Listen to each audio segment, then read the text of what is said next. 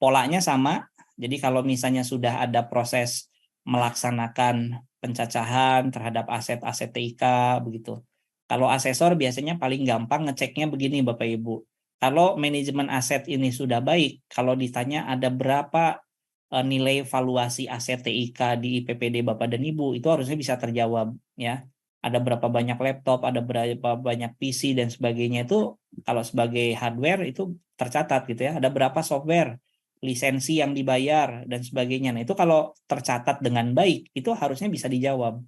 Bahkan ujungnya berarti kalau begitu berapa nilai investasi TIK untuk SPBE yang sudah digelontorkan di IPPD Bapak dan Ibu, berapa persen terhadap prosentase seluruh APBN, APBD, itu bisa terkoreksi, bahkan bisa diketahui gitu ya Bapak Ibu kalau mencatat dengan baik.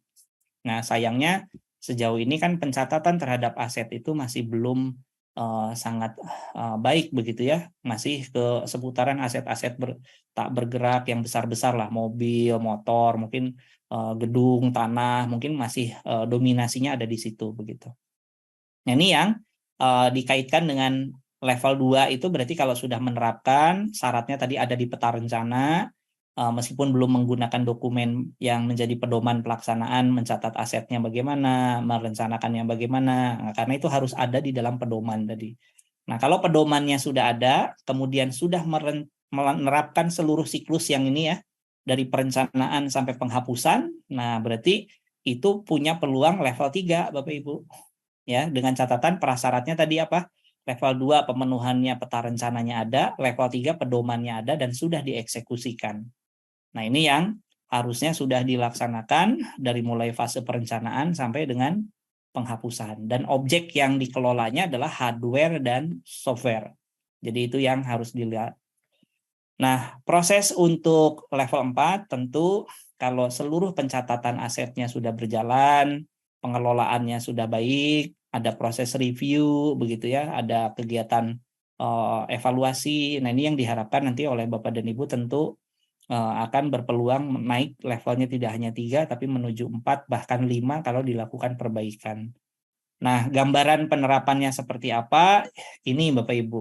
Jadi kalau di peta rencana Bapak Ibu misalnya mau identifikasi, oh saat ini memang kita belum pernah nih melakukan inventarisir aset TIK. Dibuat saja misalnya pakai formulir begitu ya. Sederhana misalnya pakai Google Form. Kita ingin mengidentifikasi nih laptop ada berapa di mana saja, PC ada berapa saja di mana saja. Nah, itu dikumpulkan untuk seluruh aset yang ada di IPPD. Jadi tidak hanya di Dinas Kominfo, tidak hanya ada di Pusdatin, tetapi di seluruh penyelenggara pemerintah IPPD Bapak dan Ibu semua, begitu ya. Nah, ini yang nanti akan menjadi muatan di dalam peraturan menteri tentang pedoman manajemen aset TIK atau MATIK tadi ya, kita singkatnya biasanya.